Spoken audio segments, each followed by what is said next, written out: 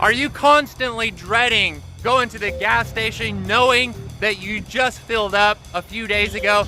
Constantly driving, constantly putting fuel in your vehicle? Well, stay with me. I'm gonna share with you 4 tips to improve your gas mileage and make less trips to the gas station. Hey guys, Robert out here in Blue Springs, they do call me the easiest way to buy a car guy. Now, I know and you know that on everybody's mind, fuel economy is first and foremost.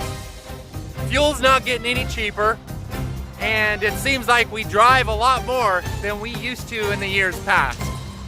So I'm gonna share with you 4 tips on how to get better fuel economy out of your vehicle. So, tip number 1, cruise control. So again, tip number 1, put it on cruise control. Now, what's really cool, as we all know, everybody's got cruise control, but if you really think about when you aren't using cruise control, you're constantly, hitting the gas, hitting the brakes, hitting the gas, constantly going back and forth. And sometimes you're hitting the gas or you're hitting, the brake with not as much pressure as you might think. So you're actually using a lot more of the stopping and going than you probably should be. Now, many of the cars that are rolling out these days have something similar to like a intelligent cruise control or an adaptive cruise control. There's many names for it. Now what that does, it's going to keep your car going at the same speed and keep the same distance whether the car in front of you is slowing down or speeding up. So the car automatically does it for you. Now, one side tip with cruise control. If you're just going on flatlands, like we have out here in Missouri, great choice. Try to use cruise control as much as possible. Now, when you're going uphill, downhill, a lot of curves, things like that, take it off cruise control. Take it off cruise control because you're actually going to save a little bit more fuel than if it was on cruise control. Tip number 2.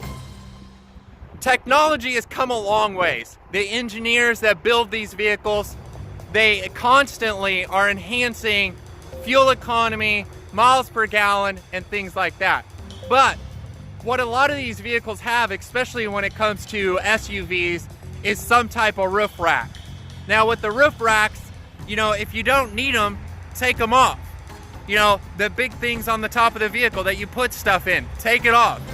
Just the roof racks alone will account for 2 to 3% loss in fuel economy just driving.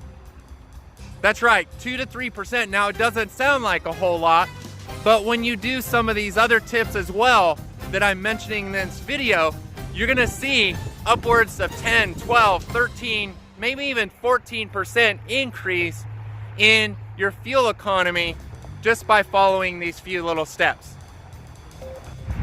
Step number 3, look in your trunk.